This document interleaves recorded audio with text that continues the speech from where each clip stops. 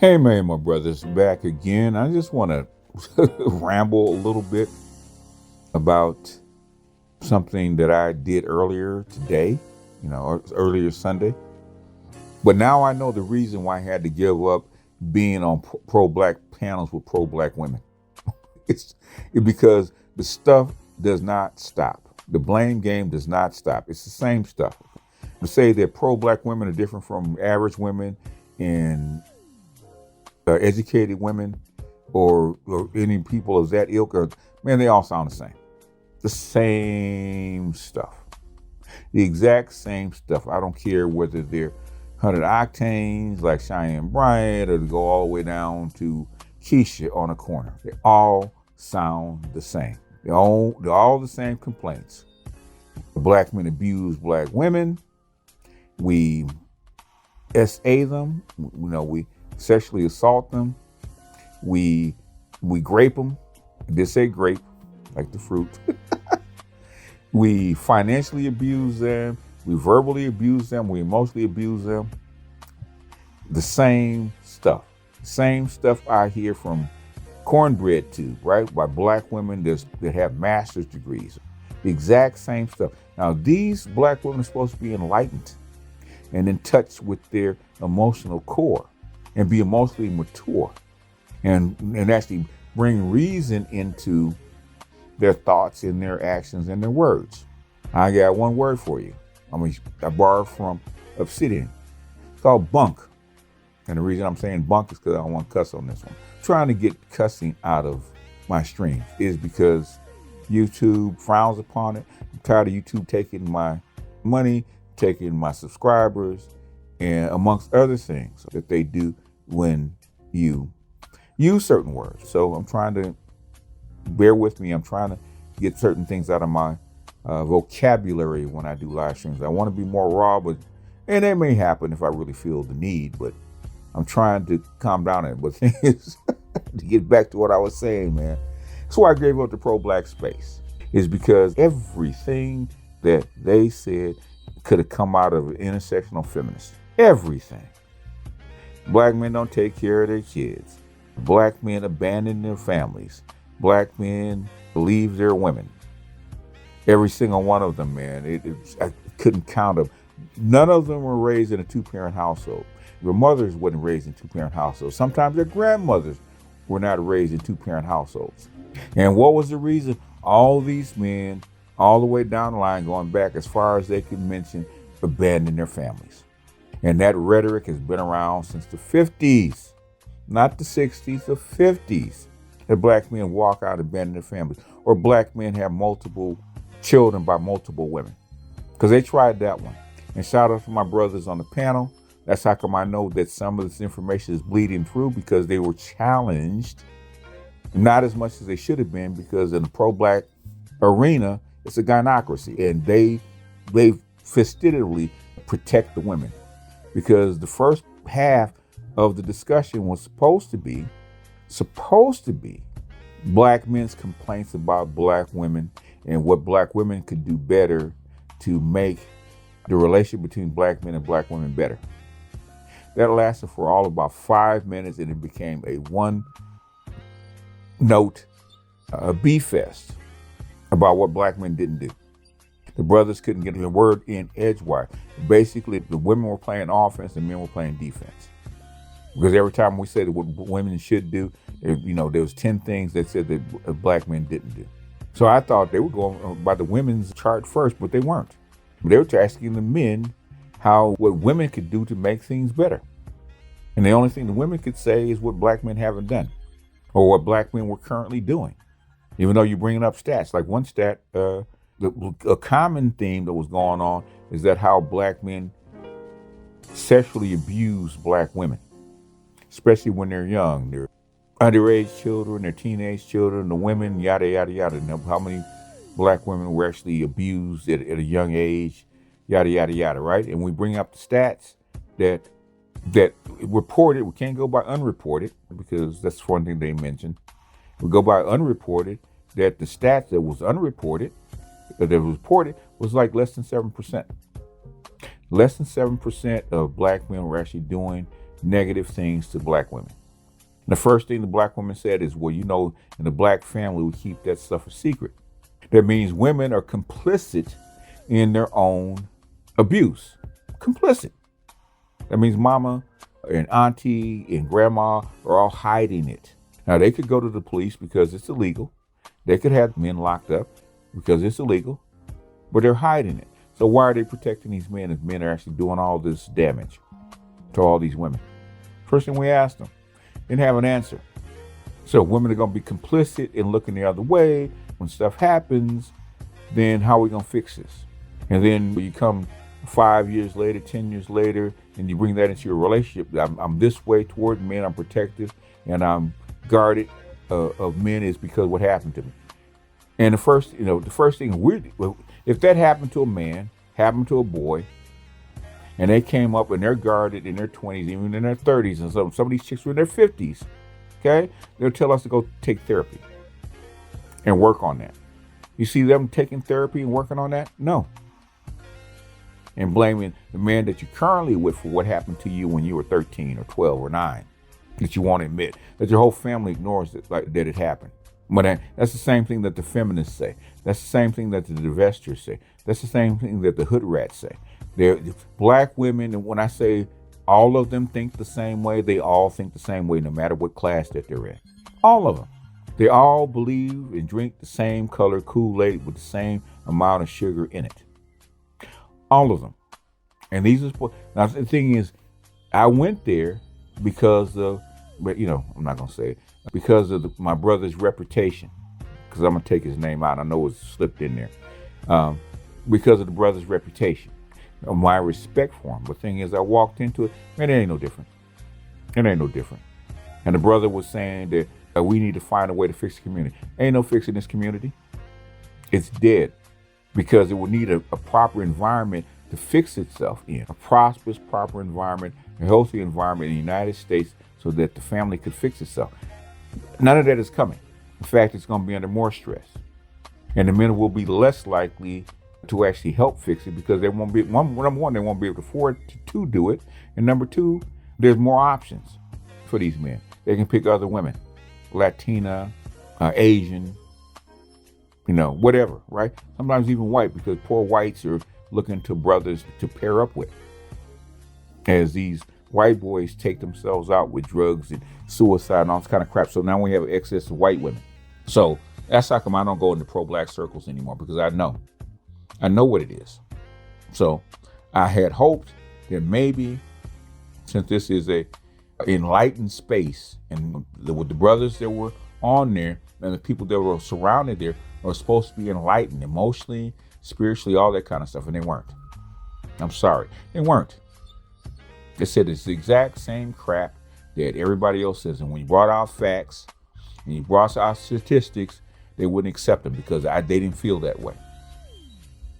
And the brothers, they were actually monitoring this stuff, kept the brothers from going in on it and actually countering the women with facts. Now, women were allowed to say whatever they wanted to say that was negative, and the brothers were not allowed to counter because they didn't want an argumentative space. And basically, that's why I started, most of the time I was actually muted. But one thing I did say to the women there, after they went on and on and on about what black men do, I said, I got almost 50,000 black men in my channel, a group of almost 50,000 black men. And they hear you. They hear you say this negative stuff about them, about you not protecting them, you're not providing for them, you molesting them, you assaulting them, you're abusing them financially, physically, emotionally, all this kind of crap. And they hear this kind of stuff. And most of the black men are saying, well, why are you with us? Why are you with us? Why don't you go find another group of men and huddle up with them? And one thing that bothered me, and this, what this one sister said, that physically, they said because they didn't have enough strength to fight us off, that they were afraid of us, that every black man they were around, every group of men they were around, they were afraid because they're afraid that we were actually going to do something to them, which I know is bunk. Black men constantly, you date them, you sleep with them, you shack up with them, you're in their presence, you follow them to where they actually are. If black men are huddled up in a club someplace, in a sports bar, black women are not far behind. So the fact that you say that you're afraid of them is bunk. You're not afraid of black men. Now, what you're pissed off about is you can't physically dominate black men. That's what she meant to say. We can't physically beat up on them emotionally or physically like we want to. And we know if we get out of pocket, do something untoward, that we're going to get our behinds with, potentially. That's what they're afraid of. Less than 5%. And those people are actually prosecuted. There's laws against that kind of stuff. If you even mention this stuff, especially in the Me Too era, even mention that stuff, brothers are in trouble. And brothers know that. The other thing which kind of pissed me off is this thing about black men don't take care of their kids. And black men just drop seats willy-nilly and just run off and leave the woman with the kids, yada, yada, yada. Number one, black women have complete control of their fertility. Complete control of their fertility. And black women will not have kids unless they really want to. That's the first thing. The second thing is, and we didn't even get a chance to drop it, because I was getting ready to lower the boom on them. And basically the host prevented me from actually going to boom on them. Number one, 56% of black men don't even have kids. And of those that do, there's like 1.5 million of them, of the 1.5 million of the 8.3 million black children being born are not sired by black men. 15 to 20% of the black children being born are not sired by black men. They're not. Black women have like 1.5 million more children than black men sire. But nobody talks about that, which is upside down from everybody else. Latino men have way more children than their counterpart. And white men have a significant amount of children more than their counterpart. Where do extra children come from? Who's actually birthing these extra children? It's black women. They're brood mares for other groups. But we can't talk about that. But they don't blame them. Nobody brings up Latinos or white people as far as having children out of wedlock. Black women have more kids and more baby daddies than they have husbands amongst Latino and white. Black men are actually more married outside their race than black women. Black men have 600,000 or 700,000 more marriages than black women, with 2 million less people. But black men get blamed for leaving their families, leaving their women, all kind of yakety yak stuff. That's one thing I did get to bring up. I said the average black marriage only lasts 5 years. And black women are actually upside down. They're actually the most divorced and least married. Now, what you want to do is blame your predilections and your desires and your negative traits on black men. That's why I have this picture of a young black woman painting an old black man, which is Dorian Gray. All the projections of negative stuff is actually projected on the black men. So that monstrous old guy with the gray hair and the wrinkles, all kinds of stuff, which is the opposite of the young, beautiful woman, that's what that's for. Black women project their angst and their failings on black men. And I'm saying I'm just getting tired of it. That's why I don't even go to pro-black spaces. If that's a mixed group, I don't even want to enter it, because I won't even hear that crap. I mean, you can go on Clubhouse, you go on TikTok, you can go into X Spaces, anywhere where black men and black women gather. It's the same crap. Sometimes you don't even need black men around. It's the same crap. The divestors, the pro-blacks, the educated chicks, which is called the bread tube or cornbread tube chicks, the educated chicks, the scholarly chicks, the black women writers, the black women, the professors on campus, all say the same thing. There is no difference. And they'll complain that we complain about what they're saying, that we harp on this over and over again. The thing is, they have not changed their rhetoric in 40 years. The color purple is still viable in their eyes. We're all Mr. All of us are missed. And I am getting tired of being a sacrifice for a black woman's failings. I really am. And why I wasn't disgusted in the panel, what I was mad about is that black men in pro-black spaces allow women just to go off on a tangent and say all this kind of crap. We're unchecked. And when you try to check them, they interrupt you and say, we can't go negative.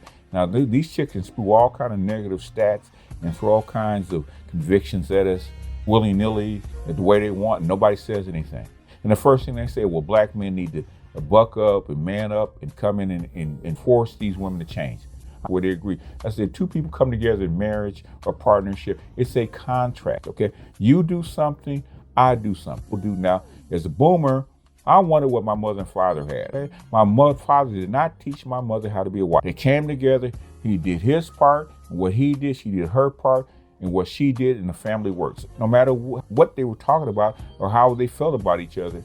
And sometimes, they went to war, but things the family did work. It stayed together. That's what I was looking for. They said, what are you looking for? I said, I want a chick to actually do her job. What is her job? I said, whatever we lay out. If it's cooking, cleaning, taking care of the kids, and I had to go out and provide, that's what it is. So when I come home, I expect her to have done her job. Without all this fuss, without all this attitude, without all this, whatever it is that's going on, I don't care about that. That's extra stuff. If you got a problem, you got an emotional issue, we can take care of it on the side. But the thing is, I need you to do your job first. I need to know everything's running where it's supposed to be running. When I work my 8, 9, 10, 12 hours and I come home, that everything's running the way it's supposed to be without no hassle. Without you having gone out and blown money that you weren't supposed to spend. Or deviated from whatever plan we laid out. And I said, well, you expect all women to work and cook and clean? I said, black men have always cooked, cleaned, and stuff like, clean house like that. I said, I started changing diapers at 6. My mother taught me how to take care of babies when I was 3. I was babysitting my little brother when I was 3, 4 years old. I know how to take care of kids. I know how to watch out for kids. I know how to change diapers. I know how to feed children. I know how to birth babies. Okay? I know how to cook when I have to. I know how to clean when I have to. I know how to wash clothes.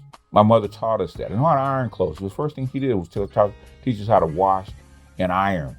And I was 6 or 7 years old when I learned that crap. Now, am I an expert at it?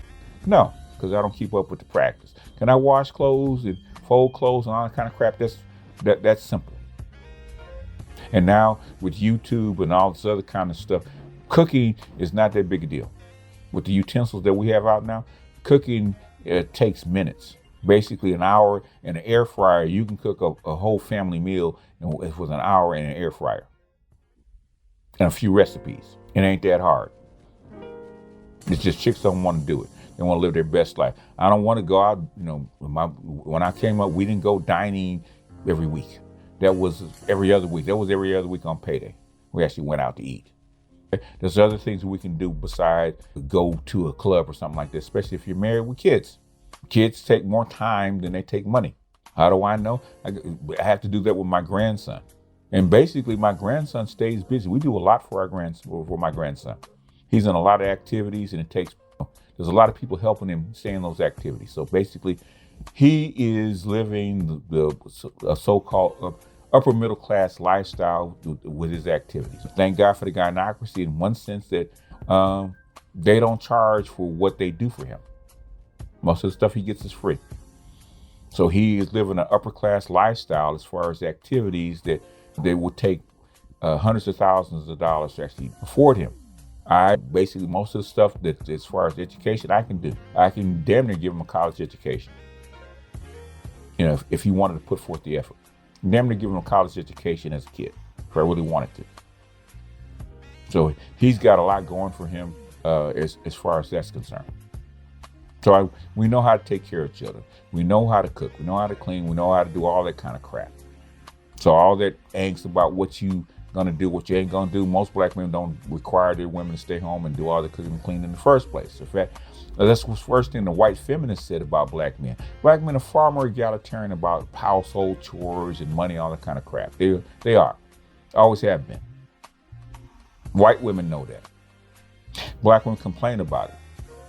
And that's what I'm getting tired of, right? They come here saying what they're not saying and what they're not doing and how black men are so wrong about it. And I walk into a whole hornet's nest of supposedly highly elevated people, and it's the same crap, which is why I was frustrated. Why am I here? You guys are supposed to be spiritually elevated and spiritually mature and have your mind and your emotions all locked in and actually mature. He's talking the same crap that Keisha's talking on the corner.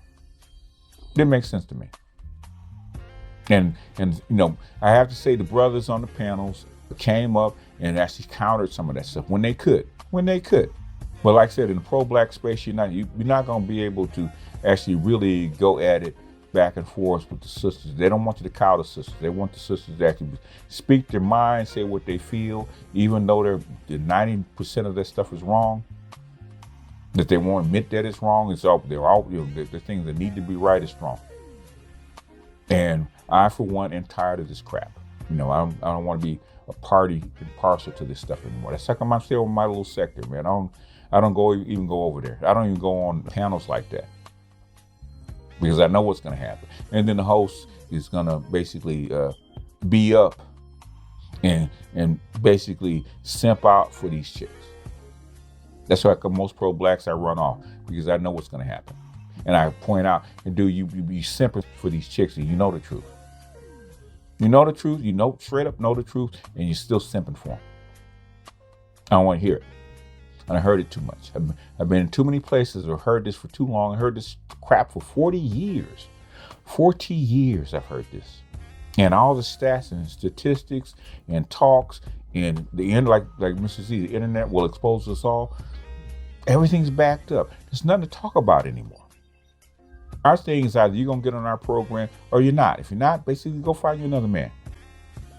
Like everyone says, go find another store. In fact, what I'm saying, how come you haven't left already? If we are so bad and so dysfunctional as men that you can't stand to be around us, don't be around us.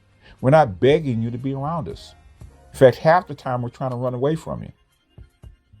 Just like the passport bros. I talking to some brothers online today, man, on my master's teacher response channel. You got chicks in Thailand, black chicks moving to Thailand looking for black men, looking for expat community so they can date a black man in Thailand. Not date a Thai guy or not date one of the locals. They're looking for you. Not date a white man. They're looking to date you where you are. They're following you and getting pissed when you don't date them. Same thing in Japan, same thing in the Philippines, same thing in Colombia. They're getting pissed that you won't date them. The only place they don't do that in Africa because they have no excuse, because everybody black. Everybody black. There's tons of black people. You don't need to go follow African American to Tanzania or Ghana or Kenya. Don't need to do that. Or Uganda. You don't need to do that. You can find a local guy that looks just like you there. You don't act like us, which is why the marriages don't last. But at least they look like us. Because trust and believe, most black American men do not go over there to date African American women. They don't. They don't go to Eastern Europe to date African American women. They don't. But they will follow you because they tired of the United States and they can't date anybody outside the United States or out of our own culture. So they follow you. Hell, they can't even date outside the culture here. For the most part. Look at the stats. I'm in California. I can count the number of black women that date Latino guys. Count them. Date or marry. Now, and Latino guys love to have black side chicks. Love to have black side chicks. Love them to death. Won't marry them, but they love to have black side chicks. Love them. Date them. But they get mad at black men is because basically black men get with Latinas, and black Latinas are pissed off because black men, they want black men to wife them up. They won't have babies by them and wife and basically get married to them. And the families insist on it, which is crazy. We'll have to talk that another day about that kind of crap, because my son has to go through this all the time. He's gone through this several times. Anyhow, man, I just had to get that off my chest, because I was pissed. I wasn't livid, man. But I was just, shaking my head. I'm not going to mention the panel I was on because, it's I don't want to spread negativity, but man, I was not happy. I was not happy, man. I thought it's an enlightened crew.